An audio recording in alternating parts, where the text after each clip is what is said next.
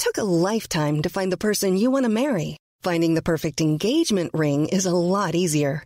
At BlueNile.com, you can find or design the ring you've always dreamed of with help from Blue Nile's jewelry experts who are on hand 24/7 to answer questions and the ease and convenience of shopping online. For a limited time, get $50 off your purchase of $500 or more with code LISTEN at BlueNile.com. That's $50 off with code LISTEN at BlueNile.com.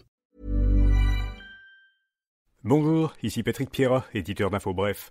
Voici l'essentiel des nouvelles en ce mercredi 22 janvier. Les États-Unis ont besoin des ressources du Canada, soutient Trudeau. Le Premier ministre a affirmé que si l'administration Trump impose au Canada des tarifs douaniers, tarifs qu'il qualifie d'injustes, la riposte canadienne sera robuste et rapide. Pour atteindre l'âge d'or promis par Trump, le Premier ministre estime que les États-Unis auront besoin d'acier, d'aluminium, de minéraux critiques et de davantage d'énergie. Ces ressources peuvent, dit Justin Trudeau, venir soit du Canada, soit de la Chine, du Venezuela ou de la Russie. Trudeau a rappelé que le Canada achète plus de produits américains que la Chine, le Japon et l'Allemagne réunis. Stephen Guilbeault soutient la candidature de Mark Carney. Le ministre fédéral de l'Environnement a annoncé qu'il appuyait l'ancien gouverneur de la Banque du Canada dans la course à la chefferie du Parti libéral du Canada. Après Mélanie Joly, Guilbeault est donc le deuxième ministre québécois du gouvernement Trudeau à afficher son soutien à Carney. Selon Guilbeault, Carney a tout au long de sa carrière démontré sa capacité et son engagement à attirer des investissements pour bâtir une économie verte, prospère et robuste et unit les entreprises et les dirigeants mondiaux autour de l'action climatique. Il s'agissait là d'une citation de Stephen Guilbeault. Le gouvernement Legault veut sécuriser, avant les élections fédérales, les aides d'Ottawa pour le tramway de Québec. Le chef du Parti conservateur du Canada, Pierre Poilievre, a répété qu'il n'investira pas d'argent public dans le projet de tramway. Il veut plutôt allouer à un projet de troisième lien le montant de 1,44 milliard de dollars qui était prévu par le gouvernement Trudeau pour le tramway. La ministre des Transports du Québec, Geneviève Guilbeault, demande à Ottawa de réviser l'entente sur le financement du tramway, parce que l'entente actuelle prévoit que la majorité des fonds ne seront versés que lorsque les travaux auront été lancés. Le gouvernement du Québec craint de perdre les fonds fédéraux si les conservateurs rapportent la prochaine élection fédérale. Selon une étude réalisée par Abacus Data pour l'Association médicale canadienne, 37% de la population a déjà tenté d'obtenir en ligne des réponses à des questions de santé. Or, une personne sur 4 qui ont cherché des réponses en ligne estime que les conseils médicaux qu'elle a trouvés sur Internet ont eu des effets négatifs sur sa santé. Pour contexte, un peu plus de 6 millions de Canadiens n'ont pas de prestataire attitré de soins primaires, ni médecins, ni infirmières. Dans 25 ans, moins d'un Canadien sur 5 serait québécois.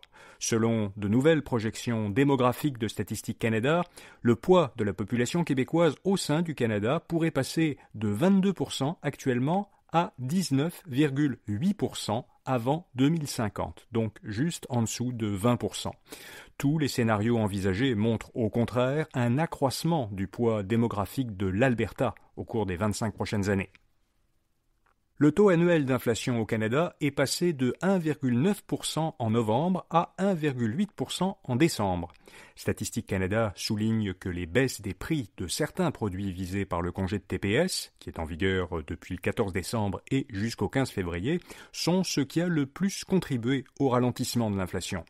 Pour mémoire, les produits qui bénéficient le plus de ce congé fiscal sont les aliments, les boissons alcoolisées, les produits du tabac et le cannabis récréatif.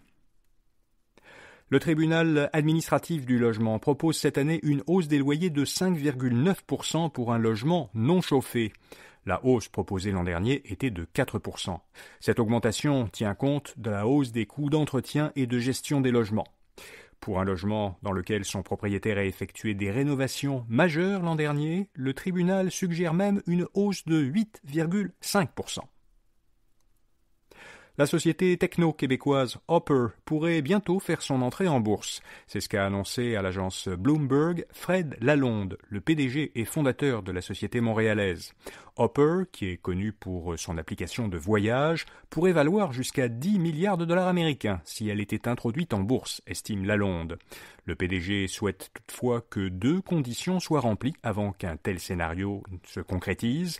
Hopper devrait d'abord générer un chiffre d'affaires qui dépasse 1 milliard de dollars américains et ensuite être rentable.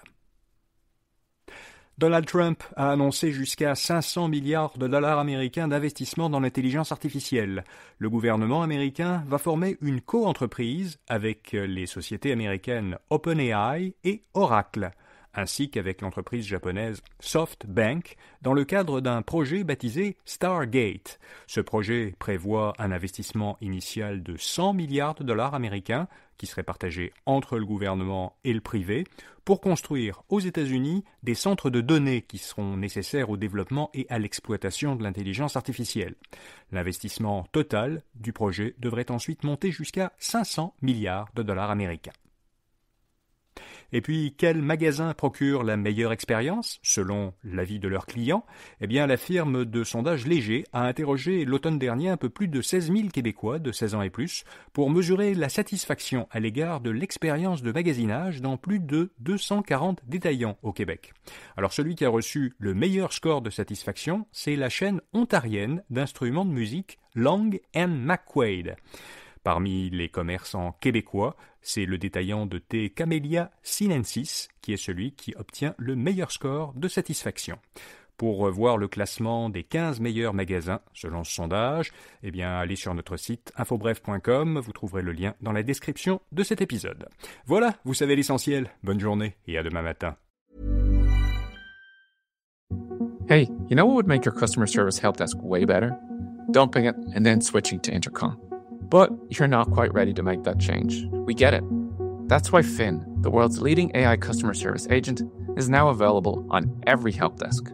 Finn can instantly resolve up to 80% of your tickets, which makes your customers happier and gets you off the customer service rep hiring treadmill. Finn by Intercom, the leading customer service AI agent, now available on every help desk.